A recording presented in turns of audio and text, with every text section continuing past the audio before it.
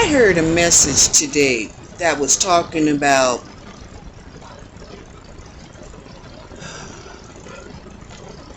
people, spiritual people. A lot of the minorities originated in spiritual tribes. They use furs, feathers, animal teeth, claws, stones, crystals, fire, rituals, chanting, and they did this because it was their culture. So this is a little bit different from occult and even the esoteric, because a lot of the esoteric has a derivative that's European, where they had larger cities, which means that they had to have a certain societal structure in place with laws, and their rituals was more prescribed by the governing parties. A lot of times those governing parties were religion, community, leaders, like that. It's a lot different from being raised in, people that were coming from tribes. So, yeah, when I hear somebody say, "Oh, well, yeah, she's a witch, or she's this or that," the first thing you have to do is consider their culture, their race. Because like I said, a lot of the minorities were tribal people. And a lot of the tribal people did not necessarily use the written word. They used rituals, performances to solidify what they were praying for, what they were wishing for. And that's why I caution people, be cognizant of a person's background before the judgment that somebody is actually spellcasting. Spellcasting is different. Spellcasting can involve the same type of things because it's a ritual, but the intentions behind it is different. In other words, if you're a European and you're starting to do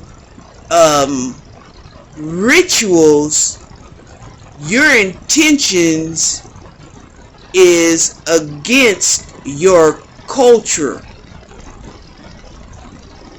your cultural upbringing,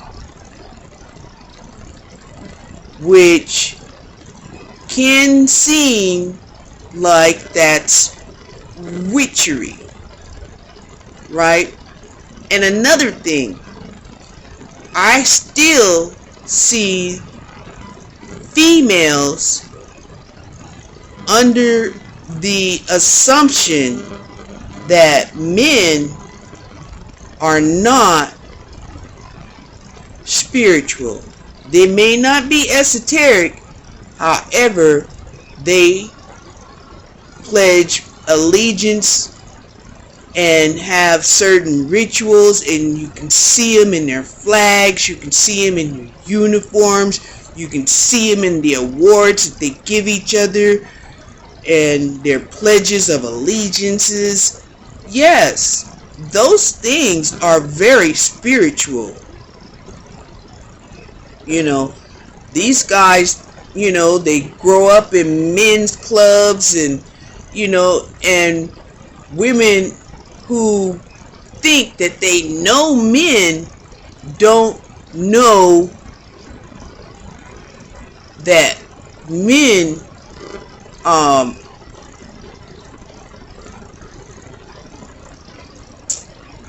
a lot of them don't feel connected to their God. So instead, they connect to their brotherhood, or people that they consider brothers. So that in itself is a spiritual contract. So now women, they used to be able to communicate with each other and help each other out, but of course, you know, they've been disconnected, you know, isolated from other women, including their mothers. So they're seeing things from the outside looking in, and they don't really know what they're seeing, because they don't have a way of bouncing what they see with other women. Now, a lot of them will go to other men and try to get an interpretation from the other men, but the men have a code, and the code is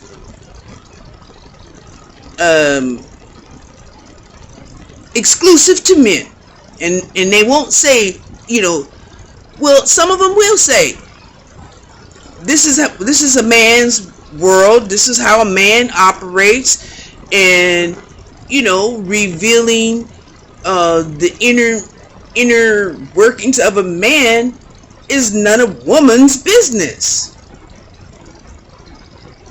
So women are left to their own demise, their own personal relationship with their spirit guides, right? And I say guides because men have already told woman that she cannot have a personal relationship with God,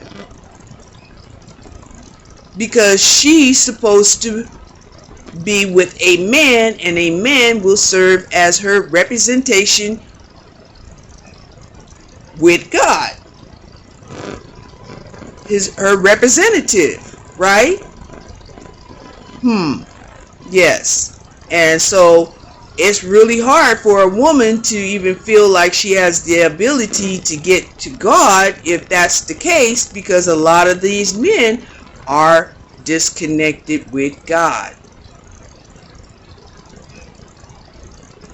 And of course, just like in history, men feel like, oh, they're disconnected from God because of the woman that he was seduced by, or that he selected and felt that she was something that she wasn't, which was a divine woman, right?